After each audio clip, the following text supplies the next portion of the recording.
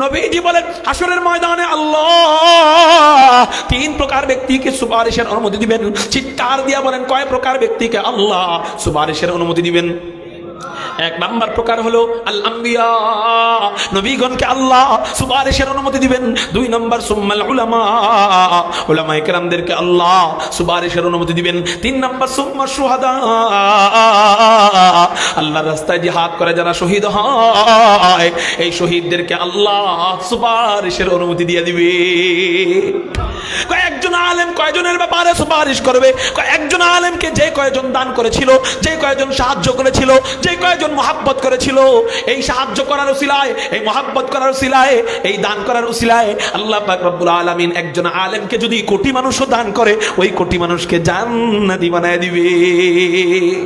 মুহতারাম হাজিরিন, এই জন্য দানের দুই নম্বর খাত উলামায়ে কেরাম, মাদ্রাসাওয়ালারা ইনশাআল্লাহ মাদ্রাসার পক্ষ থেকে কখনো যদি চাঁদা চাইতে আসে, কালেকশন করতে আসে, আমরা খালি হাতে ফিরাইয়া দিব না। কয় কেন কেন কেন?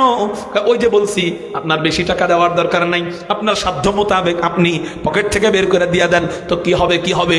হতে পারে ওই আলেমের উসিলায় ওই আলেমের সাথে আল্লাহ আপনাকে জান্নাতি বানায় দিবে।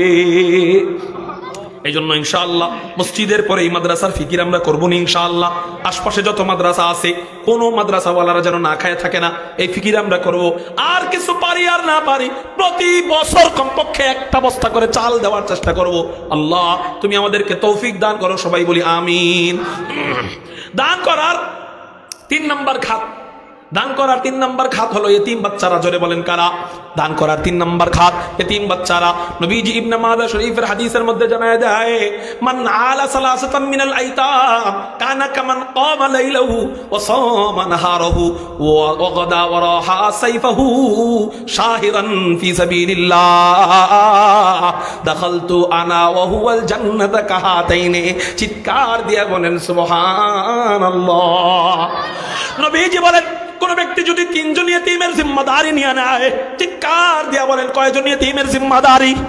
আওয়াজ হয় নাই, আরো জোরে বলেন কয়জন ইতিমের জিম্মাদারি? আপনি যদি একটা মাদ্রাসায় চালের ব্যবস্থা করেন, আপনি কয়জন ইতিমের জিম্মাদারি নিলেন? হিসাব ছাড়া। কয় কি ছাড়া বলেন? মাদ্রাসায় কি ইতিম তিনজন না হাজার আছে? হাজারের উপরে থাকে। মুহতারাম হাজিরিন, নবীজি বলতেছেন তিনজনের কথা। নবীজি বলেন মান আলা সালাসাতান মিনাল আইতাম, যে ব্যক্তি তিনজন ইতিমের জিম্মাদারি নেবে, তিনজন ইতিমকে খাওয়াবে, তিনজন ইতিমের ভরণ পোষণের জিম্মাদারি নেবে, নবীজি হাদিসের মধ্যে বলেন, এই হাদিস থেকে বোঝা যায় তার 5টা পুরস্কার আছে। চিৎকার দিয়ে বলেন কয়টা পুরস্কার? 5টা পুরস্কার বলতে 5টা ফজিলত আছে। এক নম্বর ফজিলত, সেই ইতিমের জিম্মাদারি নিল, যতদিন ইতিমের জিম্মাদারি নিল, কানা কামান কামা লাইলাহু, সে রাত্রে বেলা সারা রাত জায়গা তাহাজ্জুদের সওয়াব পেতে থাকবে। সে হায়াত পাইছে 100 বছর। জোরে বলেন কয়শো বছর? তো রাত্রে বেলা একদিনও সে তাহাজ্জুদ পড়তে পারে নাই। ইশারের নামাজ পড়ে ঘুমায় যেত, আবার ফজরের নামাজ পড়তো, সারা রাত 100 বছর এরকম ঘুমায় গেছে। কিন্তু তিনজন ইতিমকে সে লালন পালন করে, তার পরিবারের সাথে এই তিনজন ইতিমকে খাওয়ায় অথবা মাদ্রাসায় দান করে হয়, তিনি ইতিমের জিম্মাদারি নিছে। নবীজি বলেন এই ইতিমকে জিম্মাদারি নিলে সে কোনোদিন রাত্রে বেলা দাঁড়ায় তাহাজ্জুদ নামাজ পড়ে নাই, কিন্তু আল্লাহ পাক রব্বুল আলামিন এই ইতিমকে জিম্মাদারি নেওয়ার কারণে সারা রাত জায়গা, ওই 100 বছর হায়াত পাইছে তো 100 বছর রাত জায়গা তাহাজ্জুদ নামাজের সওয়াব পাওয়া যাবে। 2 নম্বর ফজিলত ওয়া সামা নাহারাহু, কখনো নফল রোজা আমরা রাখতে পারি না। রমজান মাসে রোজা রাখাই কত কঠিন হয়ে যায়, তাই না? রমজান মাসে রোজা রাখা কত কঠিন হয়ে যায়। হুজুর আবার নফল রাখা কেমনে সম্ভব? যদি আপনার কাছে সম্ভব না হয়, আপনি তিনজন ইতিমকে খাওয়ান, কি হবে? যত বছর আপনি 3টা ইতিমকে খাওয়াবেন আল্লাহ পাক রব্বুল আলামিন আপনাকে তত বছর পর্যন্ত দিনের বেলা রোজা রাখার সওয়াব দিয়ে দিবেন। কেমন যেন আপনি সারা জিন্দেগি কোনো ইতিমের জিম্মাদারি নিলে, তিনজন ইতিমের জিম্মাদারি নিলে সারা জিন্দেগি আপনি রোজাদার, সারা জিন্দেগি আপনি ইমামে আজম আবু হানিফার মতো রাত্রে ইশারের ওযু দিয়ে যেমন ফজরের নামাজ পড়ে সারা রাত জায়গা জায়গা তেলাওয়াত করে, পা ব্যথা হয়ে যাবে। 2 পায়ের উপর ভর দিয়ে নামাজ পড়লে দোনো পা ব্যথা হয়ে যাবে। এই জন্য এক পা নিচে রাখতেন, আরেক পা কোনো কিছুর উপরে রাখতেন, এরপর নামাজ পড়তেন অর্ধেক রাত। এবার এই পা ব্যথা হয়ে যায়, এই পা আরেকটার উপরে দিয়া, একটা কিছুর উপরে দিয়া ডান পা নিচে নামায়া এরপর বাকি রাত নামাজ পড়তেন। এরকম যে সওয়াব তিনি পাইতেন এই সারা রাত কষ্ট করে নামাজ পড়লে যে সওয়াব পাইতেন, আপনি যদি কোনো ইতিমের জিম্মাদারি নিয়ে নেন, আল্লাহ 1 নম্বর ফজিলত দিবে রাত জায়গা ইবাদত তাহাজ্জুদ, 2 নম্বর ফজিলত দিনের বেলা সারা বছর রোজা রাখার সওয়াব, 3 নম্বর ফজিলত ওয়া কানা সাইফাহু শাহিরান ওয়া গাদা ওয়া রাহা শাহিরান সাইফাহু ফি সাবিলিল্লাহ, আল্লাহর রাস্তায় নঙ্গা তলবারি নিয়া আল্লাহর রাস্তায় রাত দিন জিহাদ করার সওয়াব আপনাকে আল্লাহ দিয়ে দিবে। তাহলে 3 নম্বর ফজিলত কি বলেন? আল্লাহ আপনাকে রাত দিন জিহাদ করার সওয়াব দান করবে। কি চান? একজন ব্যক্তি আল্লাহ ওয়ালা হওয়ার জন্য এই 3টা জিনিস যথেষ্ট না? 1 নম্বর রাত জায়গায় ইবাদত করা, 2 নম্বর দিনের বেলা রোজা রাখা, 3 নম্বর জিহাদ করা। এমন আল্লাহ আমার একজন দেখান তো পৃথিবীতে 2-1 আছে কিনা? আছে, জিহাদ করে দিনের বেলা, রাত্রে এসে বাড়িতে ঘুমায়। কারণ না ঘুমাইলে তো আর জিহাদ করতে পারবে না, তার জন্য শক্তি জোগাড় করতে হলে ঘুমাইতে হবে। কিন্তু 3 জন ইতিমকে যদি কোনো ব্যক্তি দান করে, কত সওয়াবের মধ্যে, আল্লাহু আকবার। 3 জন ইতিমকে খাওয়াইলে আল্লাহ পাক রব্বুল আলামিন তাকে এই 3টা সওয়াব দিবে। 4 নম্বর সওয়াব নবীজি বলেন সে জান্নাতে যাবে। 5 নম্বর ফজিলত কি? নবীজি বলেন দাখালতু আনা ওয়া হুয়া ফিল জান্নাতি কাহাতাইনে, 2 আঙ্গুল যত দূরে, এই 2 আঙ্গুল যতটা নিকটে জান্নাতে ওই ইতিমের জিম্মাদারি যে নিছে ওই ব্যক্তি এবং আমি এতটা নিকটে থাকবো। চিৎকার দিয়া বলেন সুবহানাল্লাহ। মানে জান্নাতে যে যাব শুধু তাই না, নবীজির সাথে জান্নাতে থাকবো। সুবহানাল্লাহ বলেন। এজন্য ইতিমের ভরণ পোষণের জিম্মাদারি নিব তো ইনশাআল্লাহ। 4 নম্বর খাত, দানের 4 নম্বর খাত ফকির সাইল, আপনার কাছে চায় যে। এক ব্যক্তি, এক সাহাবী নবীজির কাছে এসে বলতেছেন ইয়া রাসূলুল্লাহ ইয়া হাবিবাল্লাহ, আমাদের বাড়িতে অনেক ফকির আসে, তা আমার ঘরে তো কিছু নাই, আমি কিছুই দিতে পারি না, কিছুই নাই, কিছুই দিতে পারি না। নবীজি বললেন কিছু না থাকলেও কিছু দাও। কি বললেন? কিছু না থাকলেও কিছু দাও। তার মানে হলো তোমার কাছে যদি কিছুই না থাকে, তোমার 2টা জামা আছে, কমপক্ষে 1টা জামা দিয়ে দাও। তাও যদি না থাকে, তোমার ঘরে পানি আছে, 1 গ্লাস পানি খাওয়াও তারে। তারপরেও তারে খালি হাতে কি দিও না, ফিরাই দিও না। এবং আল্লাহ কোরআনুল কারীমের মধ্যে বলতেছেন তাদেরকে গালমন্দ করো না, ধমক দিও না। আমরা কি করি? আরে ব্যবসা ব্যবসা, শরীর ভালো, তারপরেও আসছে ভিক্ষা করতে, এরে দেওয়া যাবে না। বিষয়টা হলো তার গুনাহ সে পাবে। যদি সে মিথ্যা বইলা আপনার কাছে চায়, মেয়ে অসুস্থ, ছেলে অসুস্থ, আমি অসুস্থ, এই কথা বইলা মিথ্যা বইলা যদি আপনার কাছে চায়, তার গুনাহ সে পাবে, তার কবরে সে যাবে, আপনি তাকে ফিরাই দিয়েন না। যদি সত্য হয়ে থাকে, তার একটা বদদোয়া আপনার ধ্বংসের জন্য যথেষ্ট। একটা বদদোয়া আপনার ধ্বংসের জন্য কি যথেষ্ট। তাহলে আমরা ইনশাআল্লাহ, আল্লাহ পাক রব্বুল আলামিনের হাবিব বলেন মাল্লা ইয়ারহামুন নাস লা ইয়ারহামুল্লাহ, যে ব্যক্তি মানুষের উপর দয়া করে না, আল্লাহ তার উপর দয়া করে না। অতএব যখন কোনো ফকির আসবে, ভিক্ষুক আসবে, আমরা একের না পারলেই একটু চাল, তা না পারলেও 1 গ্লাস পানি হলেও দিব। পারবো কারা কারা? আল্লাহু আকবার বলে হাত উঠে। পারবো ইনশাআল্লাহ। আল্লাহ তুমি কবুল করো বলি আমি। 5 নাম্বার মিসকিন যারা, কারা? হুজুর মিসকিন কারা?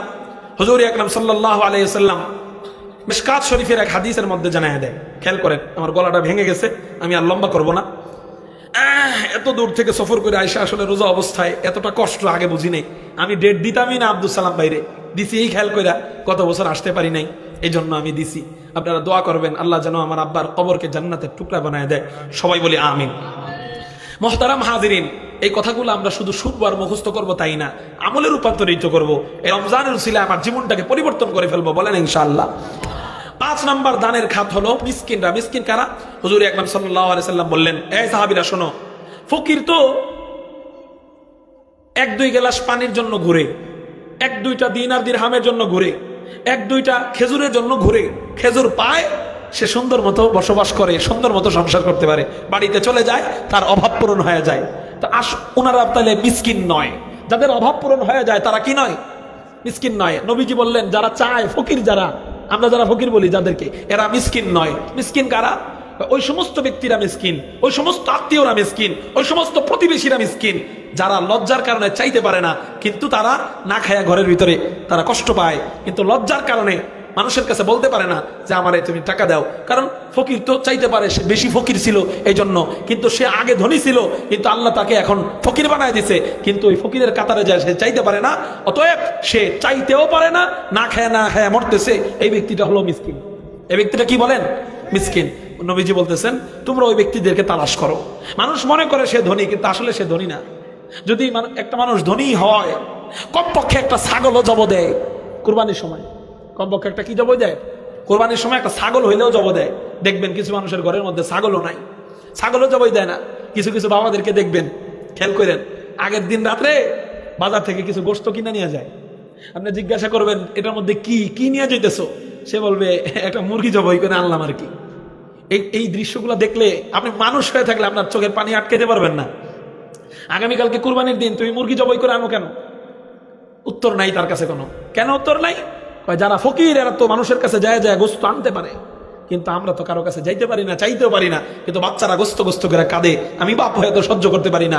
অতএব আমি রিক্সাওয়ালা হওয়ার পরেও কিছু মুরগি কিনছি, আগামীকালকে বাচ্চাদের জন্য রান্না করব। কুরবানি ঈদের দিন মুরগি রান্না করে ওই বাড়িগুলাই মিসকিন বাড়ি, ঠিক না বেঠি? মুহতারাম হাজিরিন, আপনারা আপনাদের আত্মীয়দের দিক খেয়াল করবেন, আপনাদের প্রতিবেশীদের দিক খেয়াল করবেন। দান পাওয়ার সবচেয়ে বড় হকদার আমি মনে করি আলেমদের চেয়েও, মসজিদের চেয়েও, মাদ্রাসার চেয়েও 1 নম্বর হকদার হলো আপনার পরিবার, 2 নম্বর হকদার হলো আপনার আত্মীয় স্বজন, 3 নম্বর হকদার হলো আপনার প্রতিবেশীরা। কয় নম্বর হকদার? প্রতিবেশীরা। নবীজি বলেন যে তোমরা খানা রান্না করলে একটু ঝোল বাড়ায় রান্না করো। কেন? দেখো একটা প্রতিবেশী খায়া তুমি হয়তো গোশত দিবে না, কিন্তু ওই ঝোল দিয়ে সে পেট ভরে ভাত খেতে পারবে, ঠিক না ভাই? ঠিক। এই জন্য প্রতিবেশীদের হক সম্পর্কে আমরা খুব খেয়াল রাখবো। মুহতারাম হাজরিন, এই যে ইফতার খাচ্ছি, আমরা আমাদের জীবনটারে ভাগ করি যে আমি আজকে 1 প্লেট ইফতার এই ঘরে পাঠাবো।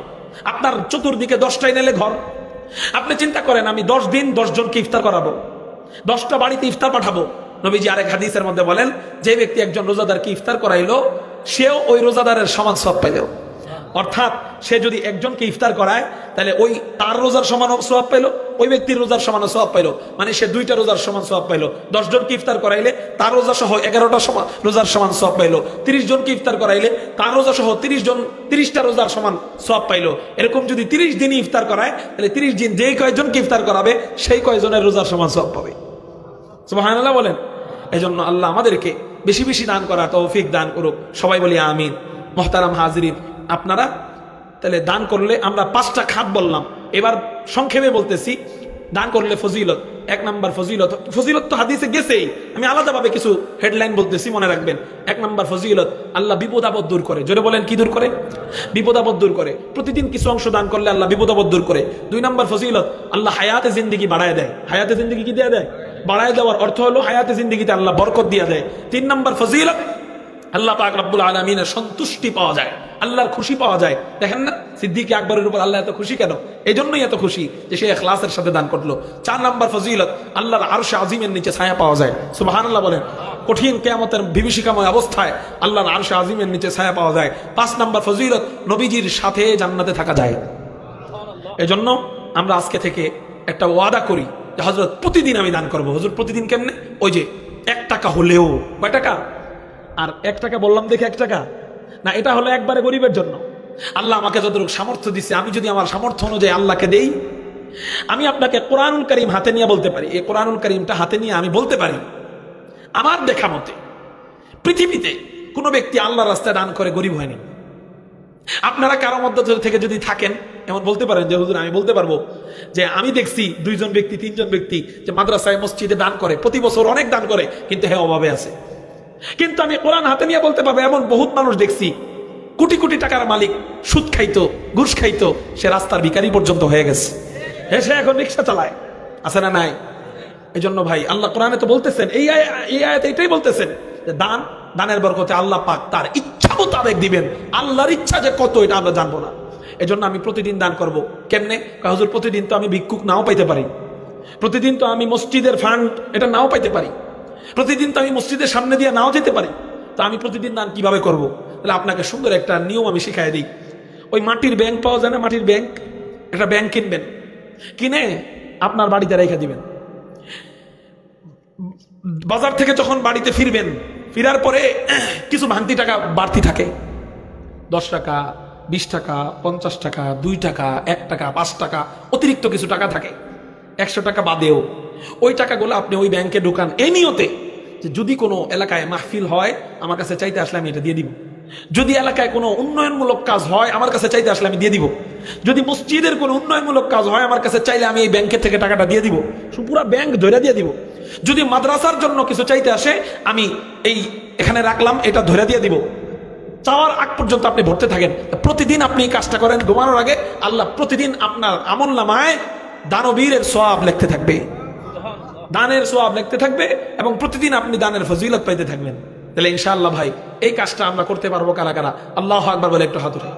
পারবো ইনশাআল্লাহ? পারবো ইনশাআল্লাহ? হাত নামা। আর তাই না, মসজিদের অনেক কাজ অসম্পূর্ণ রয়েছে। আমরা এই রমজান মাসে খেয়াল করেন, রমজানে 1 টাকা দান করলে কয় টাকা দানের সওয়াব জানেননি? সবাই কন। এটা 70 টাকা যে কইলেন আপনারা, এটা কয়ে আমি মনে করি আপনারা ঠকছেন। কেন ঠকছেন? নবীজি হাদিসে এটা বলেন নাই যে একটা নফল 70 নফলের সমান সওয়াব, এটা বলেন নাই। নবীজি বলছে রমজানে একটা ফরজ 70 ফরজের সমান সওয়াব, কিন্তু একটা নফল একটা ফরজের সমান সওয়াব। কি বললাম বুঝেন নাই? একটা ফরজ 70 ফরজের সমান সওয়াব, কিন্তু একটা নফল 70 নফলের সমান না, একটা ফরজের সমান সওয়াব। এখন বলেন একটা ফরজ বড় না 70 নফল বড়? কথা বুঝেন নাই। 70 টাকা বড় না একটা ফরজ বড়? কেন? কয় কোটি কোটি নফল একটা ফরজের সমান হতে পারবে না। কেন হতে পারবে না? কয় মোমবাতি মোমবাতি কোটি কোটি মোমবাতি একটা সূর্যের সমান হতে পারবে না। কোটি কোটি নফলও একটা ফরজের সমান হতে পারবে না, কিন্তু রমজানে আইসা একটা মোমবাতি একটা সূর্যের সমান হয়ে গেছে রমজানের উসিলায়। কিসের উসিলায়? কয়টা কেমনে? রমজানে একটা নফল আদায় করবেন তো আল্লাহ পাক রব্বুল আলামিন আপনাকে একটা ফরজের সমান সওয়াব দিয়ে দিবে। অর্থাৎ রমজানে আমি 1 টাকা দিলাম, একটা ফরজ নামাজের সওয়াব, 5 টাকা দিলাম, 5টা ফরজ নামাজের সওয়াব, 100 টাকা দিলাম, 5টা ফরজ, 100টা ফরজের সমান সওয়াব। সুবহানাল্লাহ বলেন। এই জন্য রমজানে ফরজ তো আদায় করবোই, এটা তো লাগবেই, বেশি বেশি নফল করতে হবে কিনা? হ্যাঁ, রমজানে বেশি বেশি আমরা যে কাজগুলো করব, নবীজি রমজানে বেশি বেশি যে কাজ করতেন সেটা হলো 1 নাম্বার বেশি বেশি নবীজি জিকির করতেন, 2 নাম্বার নবীজি বেশি বেশি তেলাওয়াত করতেন, 3 নাম্বার নবীজি রমজানে বেশি বেশি দান করতেন, নিজেও দান করতেন, সাহাবায়ে কেরামদেরকেও অনেক ব্যাপক পরিমাণ দানের প্রতি উৎসাহী করতেন। সুবহানাল্লাহ বলেন। এজন্য আমরা এই মসজিদের অনেক উন্নয়নমূলক কাজের দরকার, আমরা এই দানের হাত বাড়ায় দিব। শেষ বয়ান শেষ আমার।